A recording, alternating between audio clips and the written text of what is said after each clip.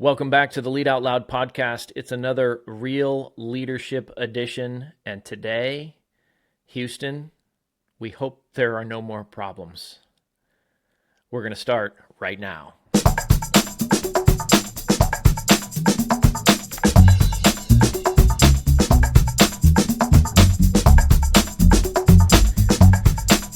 Welcome to the real leadership edition of the Lead Out Loud podcast. I am Professor G.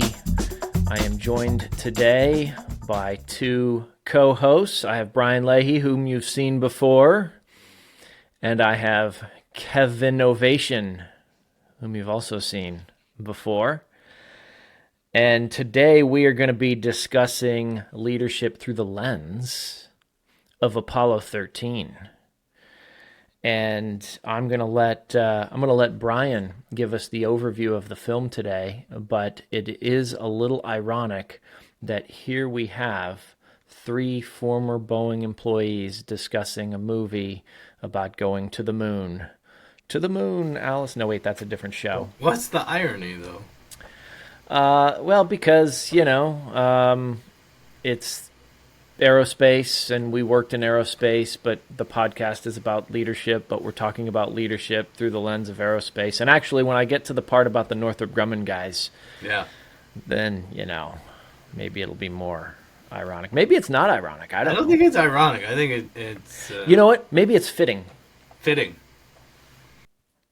And so it is fitting today that we have three former Boeing employees. All right, Brian, take it away. What are we talking about today? What's this movie all about? Well, other than I Love Lucy, right? We're continuing the Tom Hanks theme on one hand. So that's pretty cool. I think the irony is that I screwed this up and we're 15 minutes later than we're supposed to be because of technical difficulties, which is one of the themes we're going to talk about in this. So, Apollo 13, the film, was released in 1995 based on the Apollo 13 mission from 1970 with, the crew of Jim Lovell, Fred Hayes, Jack Swigert. I mean, they were the three. The film came out in 95, Tom Hanks, directed by Ron Howard. You had a great supporting cast, Kevin Bacon. You had Bill Paxton. I always get Bill Pullman and Bill Paxton confused, but I got Bill Paxton right this one. Gary Sinise, and of course, Ed Harris, who played Gene Kranz, right, flight director. So that's the quick summary of kind of the key players in the movie itself. And the movie actually follows pretty closely to the real life situation as Apollo 13, the third mission, planned to go to the moon. As they took off, third day in space, very routine, right? Ask, hey, stir the oxygen tanks. And that's where kind of all hell breaks loose. The famous line, right? It's in our lingo now. Houston, we have a problem. And the rest of the film is really kind of the process by which the crew on the ground and the crew in the air figures out how in the hell they're going to get those three guys home safely and in one piece. So that's a really quick summation of the film, but it's actually interesting because it is based on, again, the real life scenario that did play out. There's a great book called Lost Moon that Jim Lovell actually co-wrote that it was based on loosely. So at the end of the day, this movie is all about this planned mission that goes awry, and then how do you respond to that in a crisis? And it's quite a fascinating film in the sense of, right, you've got multiple fronts. You've got the team in space, you've got the team on the ground, you've got some of the families working behind the scenes. So, the long and short of it is, for anybody who doesn't know the story or hasn't seen the movie, thankfully, they averted what could have been the worst disaster of that era up to that point. And Spoiler alert. yeah, sorry. If you haven't watched it, I want to know, why haven't you watched it? Come on, it's a classic. But again, they made it home in one piece. Didn't get to go to the moon, which is kind of a undercurrent in the movie itself. But they made it home and actually kind of became famous in some ways, right? That crew and this story, because it was really the biggest failure, if you will, out in space, not on the ground, up to that point, thankfully, in a way that lives were not lost. So that's the long and short of it, Sean. And I don't know if you've got questions I'm sure you do. Kevin, you probably have questions. It was just a really fascinating rewatch for me. And I'm really curious to hear sort of where we want to go with this discussion because there's obviously a lot of layers to that story when you're thinking about leadership. So one thing before we dive into the leadership angle that I will point out, I thought this was another interesting little connections. So yeah, Tom Hanks in this movie, as we saw with Big and A League of Their Own. And remember, in A League of Their Own, we had Tracy Reiner. So A League of Their Own was directed by Penny Marshall, who was Tracy Reiner's mom. Tracy Reiner also in Apollo 13, playing the part of Mary Hayes. And I found another connection too, and now I can't remember what it was. It's kind of like, these guys just start working together and then you start seeing the same people working together. 6 degrees of happy days, maybe, right? Well, there's 6 degrees of Kevin Bacon. That's how There that is, started. absolutely. So, Yeah. and he's in this movie too. He is. The other interesting thing that I guess I'll just throw out there, it's interesting to me. So I watched this with my girls over the weekend again. We had seen it before. We watched it as a family a while back, maybe a year ago. And my wife was out of town, and so it was just me and the kids. And I said, well, listen, it's Saturday night. I'm going to watch Apollo 13 because we're doing a show on it next week. And I expected them to say, okay, peace out. See you later. Both of them, they're 17 and 15. Both of them are like, oh, I like that movie. And they actually sat and watched the whole thing. So not only did they say, I like that movie, they sat and watched the whole thing. So yeah, anybody who has not seen it, that's a data point that proves that it just appeals to a wide range of age audiences. Okay, there's a lot here. Kevin, you are new to the Real Leadership Edition, so we're gonna start with you. And usually, my first question is, what is the leadership moment that stands out for you most in the film? It's when everyone in the spacecraft is a little bit feeling sorry for themselves that they're not going to be able to go to the moon, and it's right freaking there, man. It's like they're looking out and they're contemplating, should we just do it? Let's just go to the moon, right? And then Tom Hanks' character just snaps into leadership mode, and it's like, boom, here we go. We got to do this. It's go time. Enough of this. What could have been. This is what it is, and if we want to get home, we gotta snap out of this and really focus on how we're gonna do that. So for me, that's I'm sure I'm not unique in this, but that was the one that was just like, damn. And that is preceded by another leadership moment by a different character. So I know what scene you're talking about, but the thing that in that part of the movie that stuck out more to me is when Gene, who's on the ground, he's the director in Mission Control. He says he makes the decision essentially. Okay, we got to shut the fuel cell down. His guys say, look, we got to shut this fuel cell down. That's the only way to see if we can stop the leak. Right. And he's really the one that kind of makes that hard decision, and Lovell and the crew kind of have to live with it, although I suppose they could have gone rogue. But I think they thought better of that. Okay, so Brian, what about you? So for me, one of the things we used to use this movie a lot, right? In some of our programs, Sean, you and I talked about that. Some of them at Boeing, actually. Some of them outside of Boeing.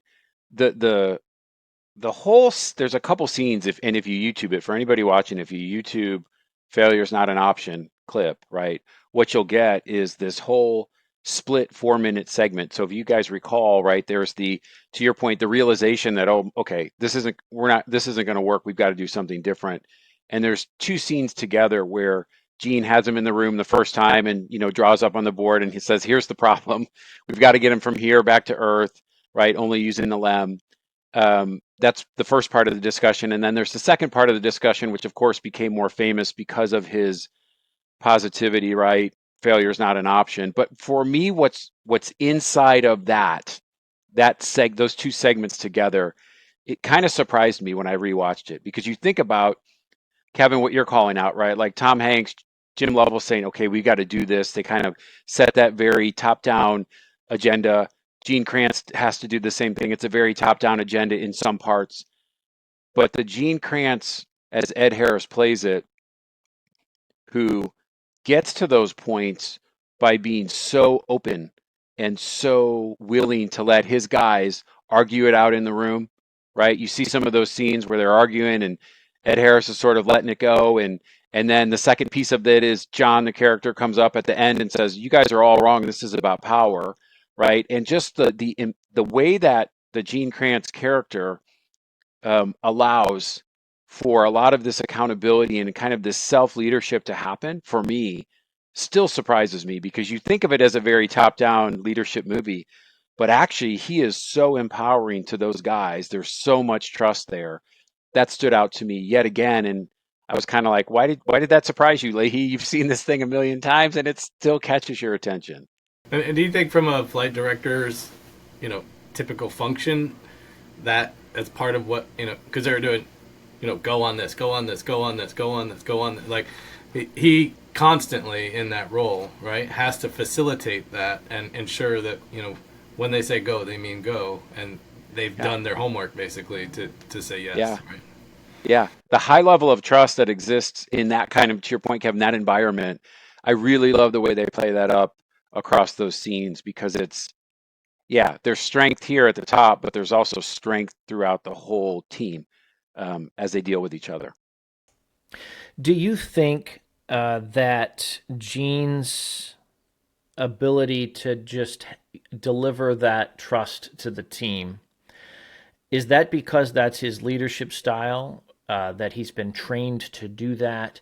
Or is it just a function of he doesn't have time for all that stuff? He has to delegate or else nothing's going to get done. What do you think, Kev? I have an answer, but what do you think? I mean, I would say it's probably baked into the training. Like, he's been doing that for a long time. It wasn't his first rodeo, right? But then there's also the idea, he has to enable them to come to that conclusion, but he has to make a decision at some point, right? Like, so that's why they train all these scenarios, and then it comes up in the movie, like, oh, we didn't have that one on our on the list. Didn't have that one on the, you know what I mean? So there is some of that like you have to overrides the training, if you will, and you got to be like, what are we going to do for this moment? Yeah, I tend to agree. I think it's a little bit of both, Sean, as you coined it, right? Like the way you frame that, I think it's a little hybrid of both of those kinds of scenarios, as Kevin's pointing out. Yeah, I think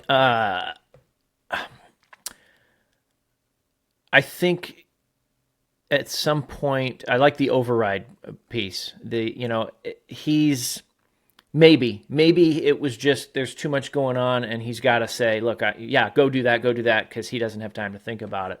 But at some point, you come around to, okay, no, he's actually being pretty intentional right now. And the moment that sticks out to me is when John, and there were several Johns in the movie, but it was John Aaron, comes to him and says, look, I've been monitoring the power. I've been doing calculations for an hour, and we got to shut the thing down.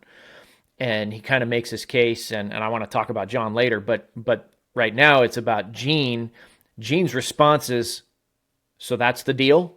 And John says, that's the deal. And he goes, okay, we'll shut it down. Like that's not because he's too busy. That's intentional leadership. Look. Sorry, while we're talking about that real quick, it's also great leadership further down the chain, right? John's doing what he's paid to do. No one's telling him, hey, go do this necessarily. Like, he's like, hey, this is my swim lane, and I got to know everything I can about the realities of what this situation means. And then the ability to kind of understand that swim lane in the broader context of the system, and then to prioritize, no, this is actually a higher concern than the propellant, or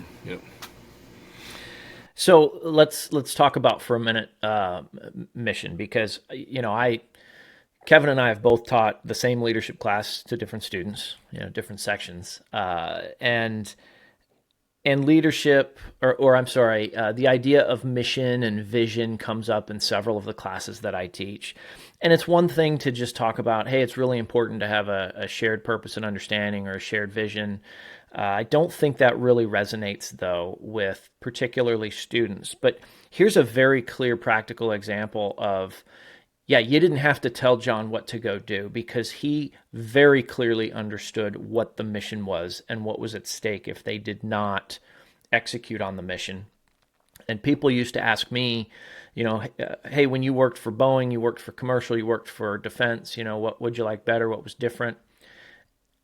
I tell them that when I worked I always thought that commercial would just be this, smooth machine, because they've got paying customers, and so they got to keep them happy. But actually, I found that the people that worked in defense, they were more aligned around the mission. They understood what was at stake, who was waiting on them.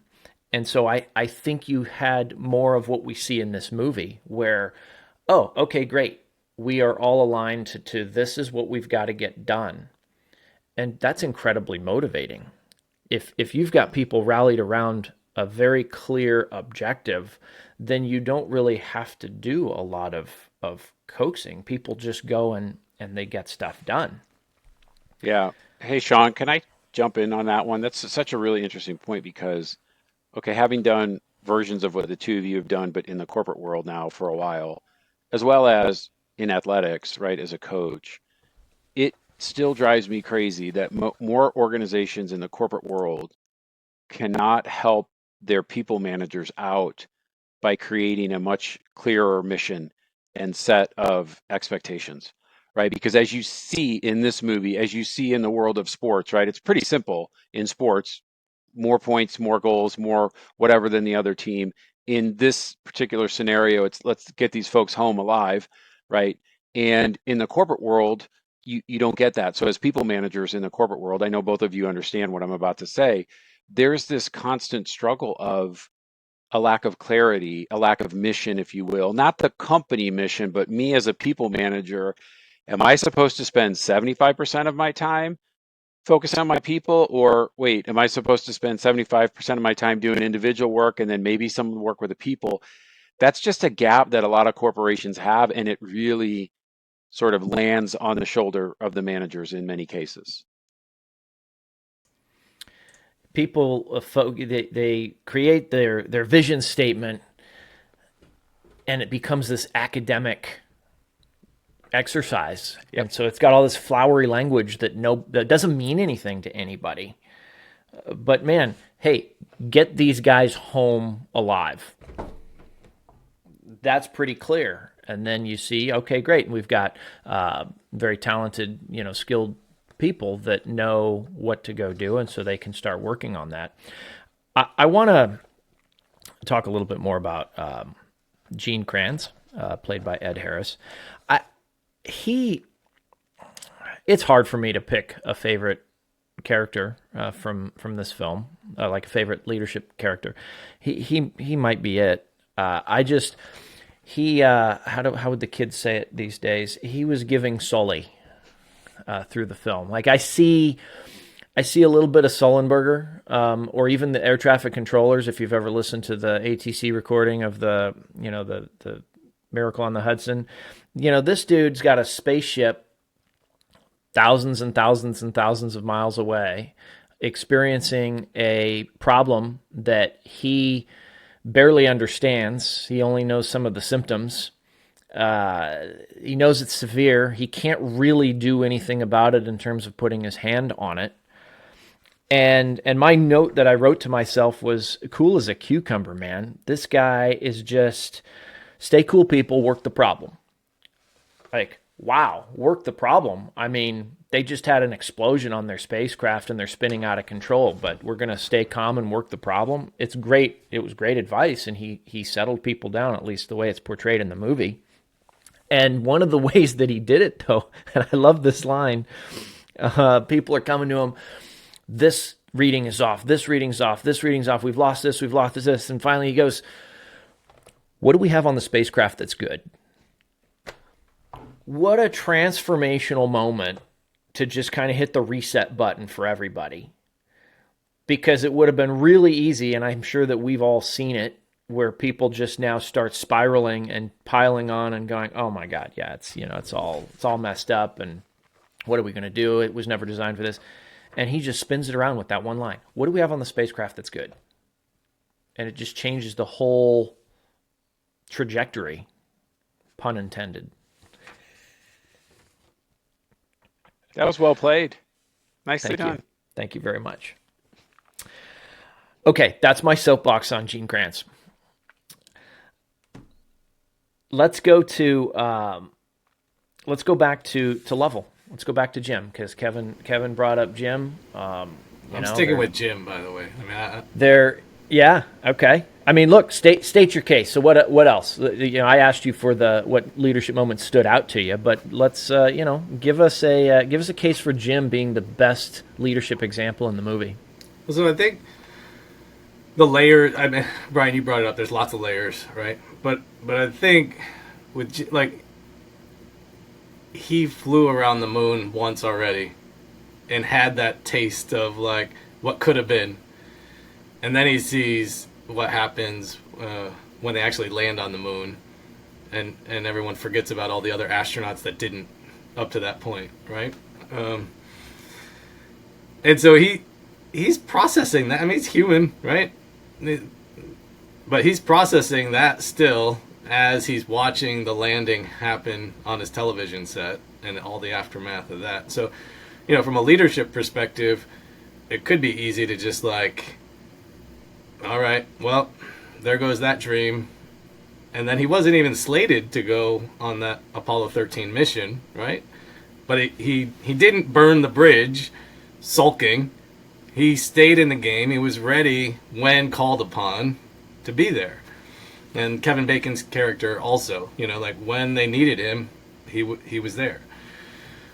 And so, these are like squishier, I think, leadership moments that aren't the make or break, do they get home? But because these character tests have already been done, he demonstrates that he's able to leverage that and rise up higher and higher when the circumstance is called upon him. And so I think that's why he gets my vote, is because you can see this ratcheting that happens in his ability to successfully lead in very diverse and different ways. It actually starts before they even lift off, though. I agree with you. The character piece is very rich with his character. I'm assuming that Jim Lovell was like this. We'll just make that assumption. But even if he wasn't, for the purposes of the movie and the storytelling, they're going to ground Ken. Ken was supposed to be the astronaut. What was his name? Ken Mattingly. Yeah. Mm-hmm. So Ken Mattingly, played by Gary Sinise, supposed to be the third astronaut going with them, but he never had the measles, and he's been exposed to somebody who has the measles, and so the flight surgeon says he can't go. So Jim goes to bat for Ken. He's resisting this decision to, not on the grounds, later on the grounds that it's silly, but his first instinct is, you're going to split up my team? 2 days before the launch or whatever it was. The team, we've been working together and like jamming and like, wait, no, you gotta keep us together. But then when he loses that battle, he goes to Ken and delivers the news. And Ken says something like, "Man, that must have been a really tough decision for whoever it was Jim to make. to make." And Jim says, "It was my decision." Yeah. Even though it wasn't. Even though it wasn't. Right. Even though it wasn't, but it's his crew. And so he took over, he assumed the responsibility of that very tough choice, even though he disagreed with it. I don't know that there's too many examples of me doing that in my professional career. Bravo, Jim. Bravo. I had to explain. So I also had the lucky occurrence of my daughters wanting to watch the movie. Like, I just put it on, and then all of a sudden they were like coming over and getting into it, and I had to explain kind of that nuance to my daughter as she was watching it, because she didn't quite pick up on it. But it was like, I don't know. I felt, I don't know, maybe it's the age kicking in or something, but like I felt more emotional watching the movie this go around than I do remember watching it ever before. Like, these nuances of humanness, like, really, this is why they're all exceptional at what they do and why it's such an amazing movie, is the storytelling really gets you on, it's coming all different directions, right? And it makes you really feel like you're a part of it. And 100% on that. In fact, I said something similar to my kids. When the movie was over, I said, man, they really did a great job with the storytelling, because it's so realistic. And I mean, down to some of the details of they're showing the liftoff, and they've got the cameras and the ice falling off. Right, everything pulling away. I mean, just tremendous attention to detail. And then the way the story is told, of course, is very good. And I kept thinking to myself, I'm just looking at all of that, going, man, that was 1970. Okay, so over, let's see, almost 50 years. No, it is 50 years ago, isn't it? I'm just thinking, man, it's amazing that we had that technology, that we were able to do those things, knowing what kind of computing capacity we have today and the technology we have today, and then it's really difficult for me in my mind to go then rewind that and figure out, well, where were we then? And man, how did they figure that out? And here's a fun fact for you. There is a space museum in Hutchinson, Kansas, in the middle of nowhere in this country, and they've got all these artifacts from the lunar mission, the Apollo missions. And you're walking through there and you're looking at these things close up and just having the same thoughts. So I don't know if that goes in the emotional category, just the awe. It was awesome. Awesome in every sense of the word.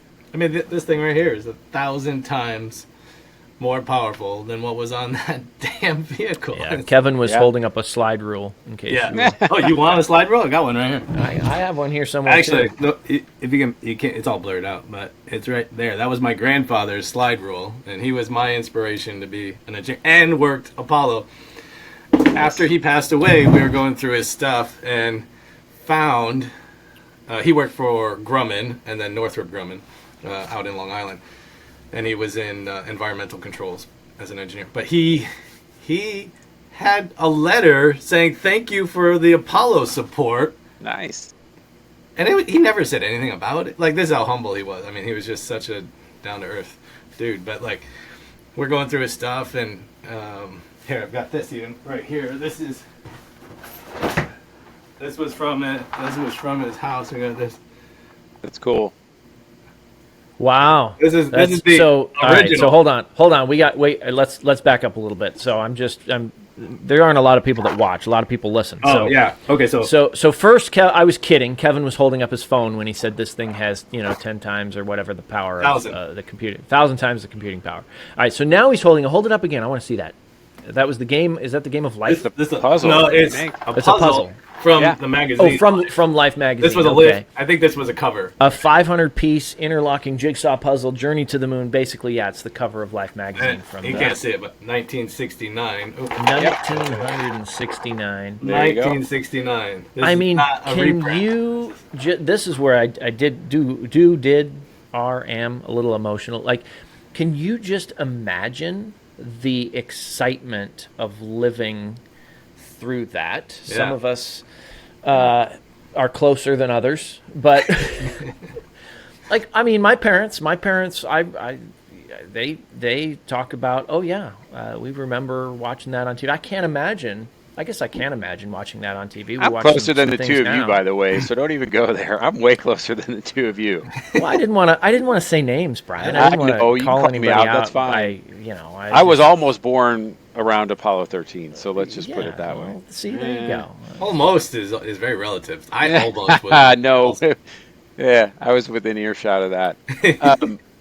By the way, I think, Sean, not to get off of Apollo 13, but to your point, for anybody who's a fan of the Mad Men series that was on, right, that ran Yes. for so long, in their last season, they had a great episode set around the moon landing, and sort of to your point, the feeling that created, not just in the United States, Yeah. but across the world, which is also really interesting here because if you read the story about Apollo 13, about the actual mission and the failure and therefore the recovery, that was world news in a way that had nothing else had been world news like that in a while. On the positive side, I mean, people from all across the globe were, on the edge of their seats for these 6 days, trying to figure out what was going to happen. So it's And moving at the speed of news in 1970. yeah, Mr. Cronkite. Yeah, it was on the box, and that's all that we had. Right? Was you had one box that was either the TV or the radio. Newspaper. Yeah. You're waiting for the newspaper the next day. Yeah. And then if you got something wrong, and I was watching, you're watching some of the news footage that they're showing in the movie. Yeah. And it's interesting. I had this thought too. It's interesting. We have the benefit of being in the room and on the spaceship and listening to what's actually happening. And then to watch the news coverage and listen to what they're saying. And you're like, wow, even back then, they didn't know what the hell they were talking about. Yeah. Well, and that's an interesting interplay. We go back to leadership. So if we want to go back to, again, the Gene Kranz character and some of the interesting tension throughout, Sean, to the point you're making, when the other guys are sort of saying, whether it's the president or the news, like, we need odds, like, what's the storyline here? Think of all the things that can go wrong.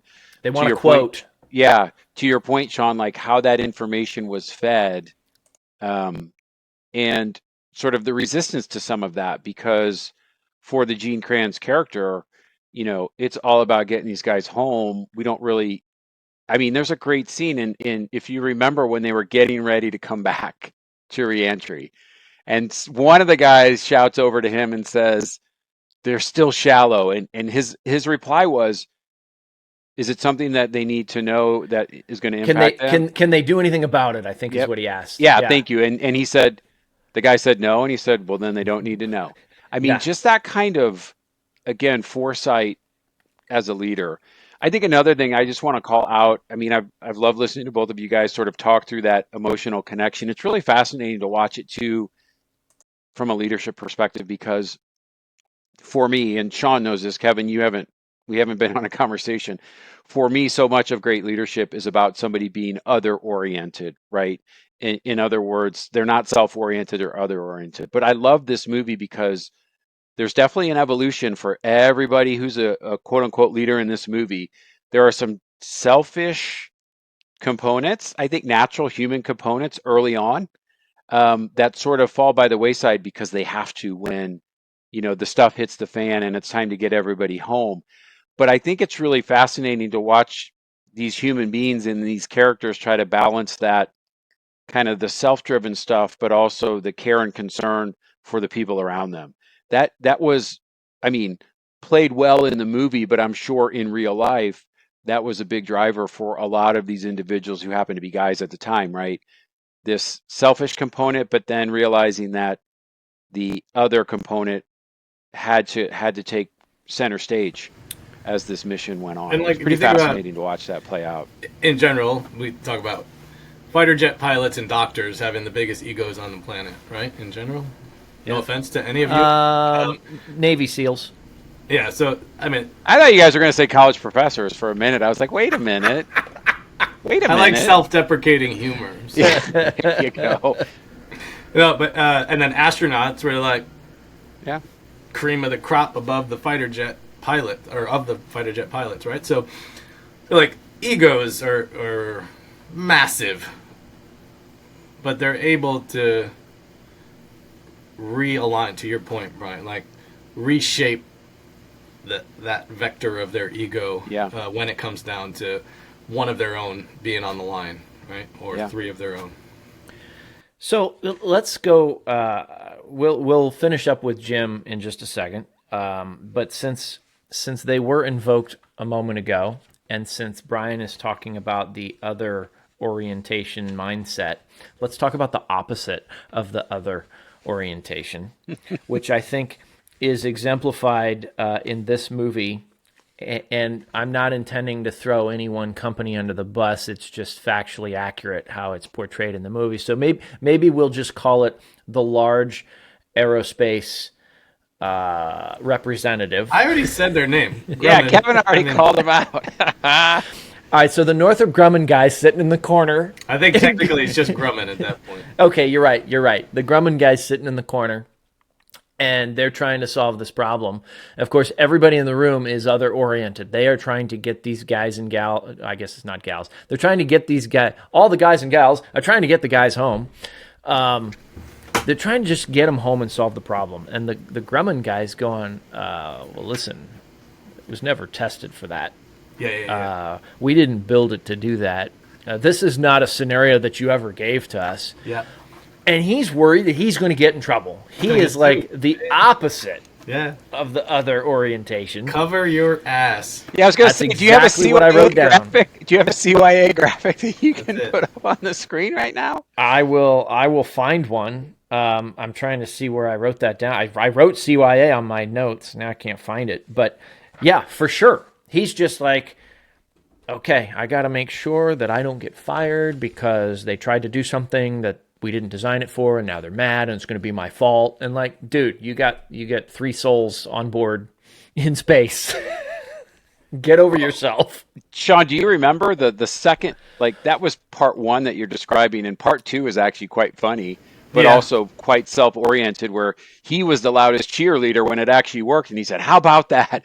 And I mean, Ed Harris's line, fantastic. Well, I guess you get to keep your job, don't you? Yeah, I mean, what a great way to deal with that CYA mentality. Like, But I think phenomenal. it was also genius the way they portrayed it. And again, whether it happened exactly like this or not, this is that cover your ass or lead for yourself.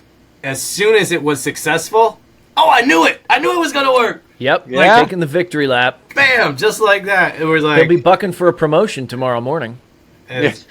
So I think that's like, it doesn't make or break the movie, but it makes it feel like so authentic to the character of It's also it's great for the movie. I think it's very authentic. I have no doubt that something similar happened, and I think it's the foreshadowing for some of the future NASA disasters that we would see with both Challenger and Columbia, where you've got that similar sort of mindset. People are more concerned about how's this going to look for our company, or we can't admit that this is a problem, and then bad things happen and people die. But I would argue, in at least in Challenger, it's just the opposite. It's the contractor saying, "Hey, this is not right. We should not be doing this," and it's NASA administration saying, "No, what are we going to do? Wait for the spring to launch, like for a January launch or February, whenever I forget exactly. I think it was late January, but when it was originally scheduled." So it's like the cover your ass thing became NASA because the pressure of the shuttle program was so great that they said, oh, we're going to be doing launches every day and we're going to do all these amazing things. And they were slipping schedules and they were missing launches and the public was over it. I mean, I do think there's something really interesting that they cover in the movie, and that is, all right, look, we got people on the moon. What are you going to do now? Like, what's your next circus act, NASA? Like, what's going to be better than that? You're going to send someone back? Oh, big deal. Like, they couldn't even get airtime on the television networks to show what's happening inside the spacecraft, right? And it's Until the like disaster. until the disaster, and then all of a sudden now we have something that, and so like Yeah. us as a public, as much as the emotional connection and like how awesome it would have been to be there at that time, like what are all the other things in our lives today that we're just like, nah, whatever, like just another one, just another driving car, it's just another whatever, like whatever that technology is today, that we are just so fickle in kind of where we commit our attention to amazing things that are all around us. Okay, that's a good segue to another character I want to go to. But before we do that, I did say we'd come back to Jim. There's two other quotes that I wrote down for Jim. And I'm going to throw them out there and see if you guys have any comments on them. The first one is they kind of start to fight amongst themselves on the spacecraft. And there's a little bit of blaming and finger pointing, and they're arguing about what we need to do next. And Jim Lovell steps in and says, listen, we've got 1,000 things to do, and we are on number 8. And then I think it's shortly after that where he says, what are your intentions, gentlemen? In fact, I think it's a little bit after that. But both of those things, just trying to get people centered back on, okay, wait, what's the mission? We're off task, we're off topic, and in a similar kind of way, we see him leading upwards, I guess, where they're waiting for the checklist, they're waiting for the startup checklist, they're waiting and waiting and waiting, and and that's kind of what starts getting them fighting amongst themselves, because they're starting to think, okay, that maybe they know something we don't, and now we're in big trouble, and it's your fault. And so Jim gets on the radio and tells NASA, all right, here's what we're going to do. You're going to give me the checklist right now, page by page. We're going to start with step 1. I'm waiting. Go. I don't care if it's finished or not. I don't know if you guys have any thoughts on either or any of those moments, but those were all things that I jotted down for Jim. I mean, these are all building my case. It's all It's not a contest. Layer of. Well, let's keep it in the family for a second and talk about Marilyn Lovell, because you mentioned the networks didn't cover the launch, which there's another decision by Gene. Actually, I don't know if Gene made the decision or if it was actually made by, let's see if I've got his name handy here. The actor's name is Xander. He was in 24. Xander Berkeley plays Henry Hurt. He's kind of the guy who's, I don't know what his official job was. I think he's the PR guy. Yeah. And so Marilyn Lovell comes to watch the broadcast from space, and finds out that the networks aren't covering it, which they had been doing before. And she says, well, what happened? And he says that we couldn't get any time on any of the networks. And she says, do they know? And he says, no, we'll tell them when they get back. Which I think, Brian, you pointed out earlier, hey, let's not bog them down with information that's not going to make a difference. They had to make that executive decision. But then Marilyn makes an executive decision a little while later. So now all hell's breaking loose in space, and now all the news organizations are very interested, because now it's a sexy story. Before it was just boring news. It was just something that was happening at NASA. But now there's some spice to it, and they want to put an antenna up, a radio antenna up on her lawn, so they can broadcast live and basically sensationalize it. And I love this line. I waited for it in the movie. I loved it the first time I heard it when I saw the movie. Henry comes to her and says they want to put up an antenna, and she says, no, you tell them they can take that up with my husband. He'll be home on Friday. That's such a boss move. I love it. It is. But what's funny? We talked about layers at the beginning of this, Sean. I'm glad you brought that up, because you've got a team in space, you've got a team in flight control, and you've got a team in that house, right? So she is leading her team, her family, and that's her set of Exactly. responsibilities. And I think it's really interesting, and I'm glad you're bringing it up because how she parallels some of the other leadership dynamics that are happening in those other places. Um, it's easy to lose that, right? In the course of if you're watching this movie for leadership, but she's as much a leader as, and I know that's why you're bringing it up, as the people we've been talking about so far. And so it's kind of a cool parallel path that they've got going with this. I mean, listen, Schoolhouse Rock 3 is a magic number. So they've got these three sort of areas of leadership happening in parallel to one another. And you're right, she leads in a way that is very strong, right, in a very difficult situation.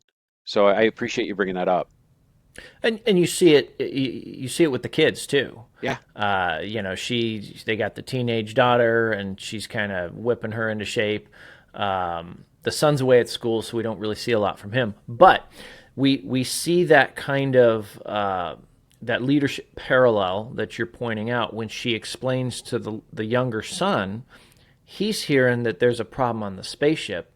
And let's go back to the beginning of the movie when Jim is explaining how everything works, and they end up talking about the fire that occurred on Apollo 1 and killed the astronauts on the launch pad. And the kids freaked out. He said, well, the problem was, there was a problem with the door. Well, did they fix it? Yeah. Oh, yep, we fixed it. We fixed it. It's not a problem anymore. And so Marilyn goes to the younger son and says, well, there was a problem on your daddy's spaceship. Kid's first question, is it the door? Yeah. No, it's not the door. And then she kind of diffuses it the same way that Jim did, gives him the information that he needs. And I wrote it down as she's another great example of leadership of a different flavor, maybe. But she's absolutely leading the family. Yeah. Yeah, her mission was clear for herself, right? Yes. I mean, she wanted Jim home. She also had to be realistic that that may not happen. So, right, her job was to keep that family into the best possible space that it could be during the crisis.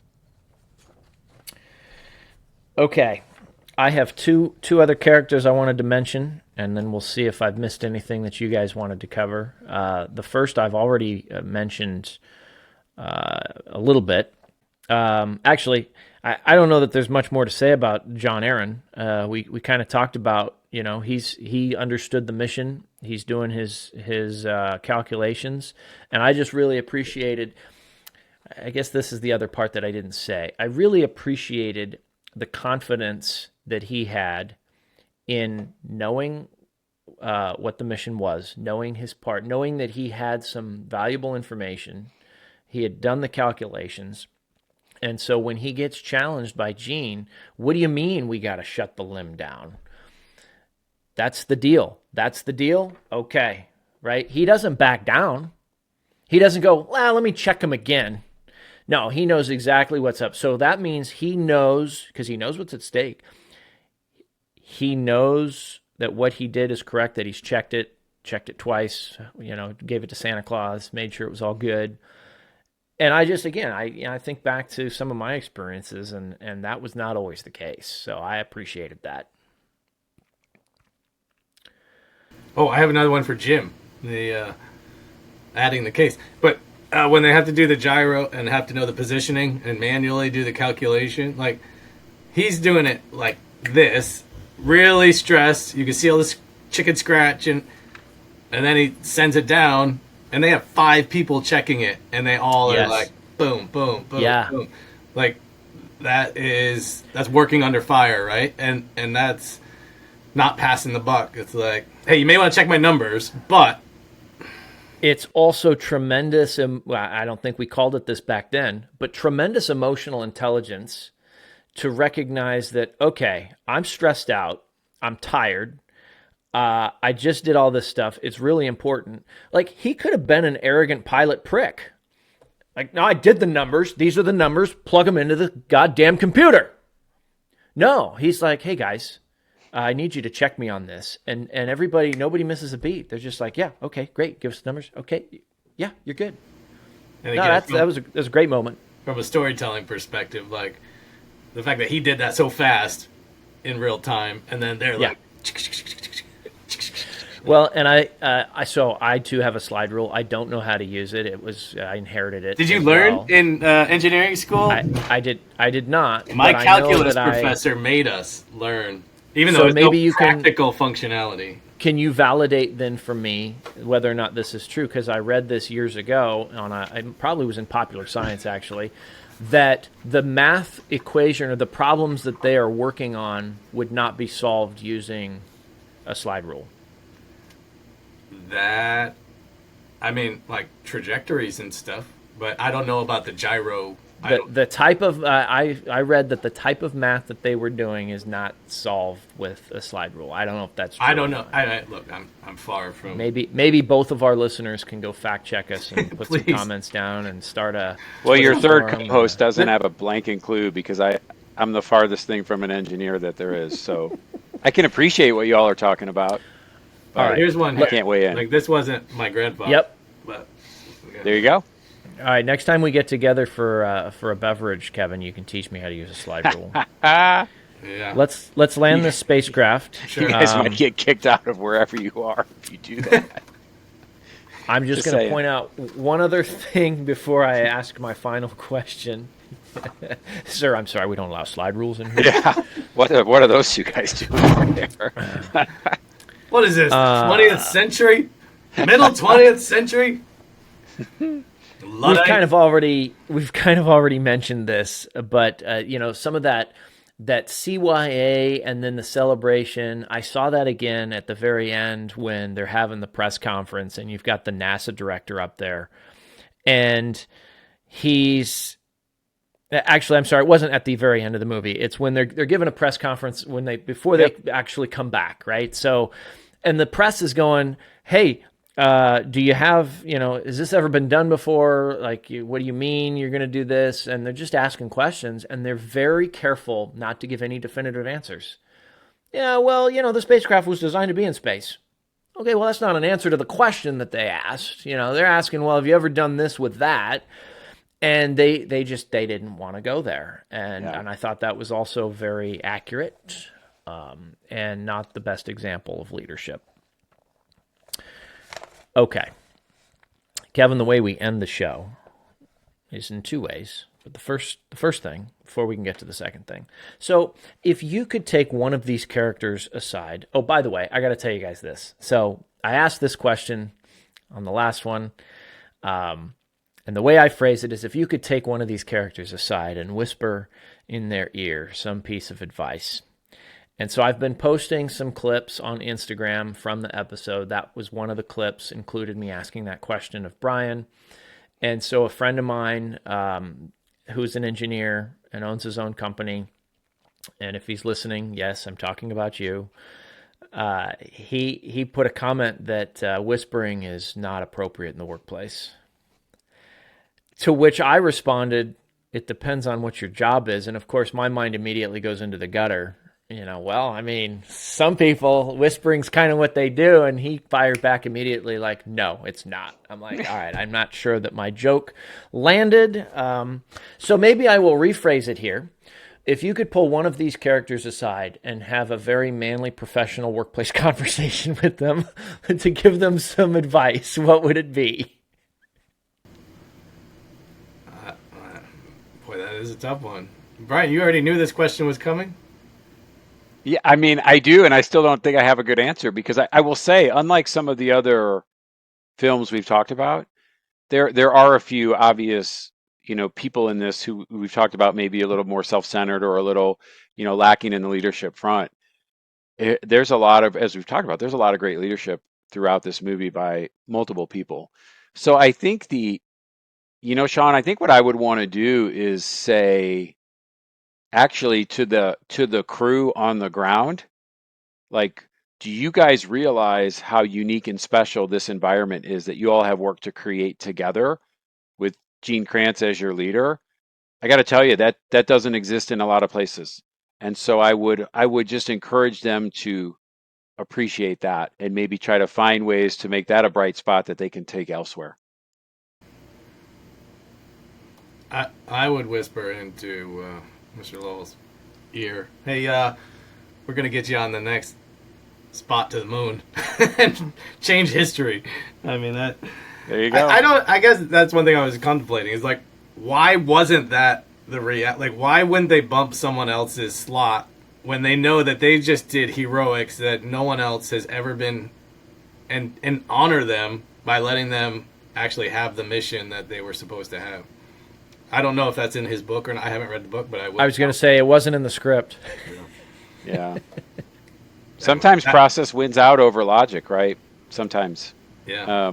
And it feels like that's a possible process over logic situation, Kevin, that you're calling out.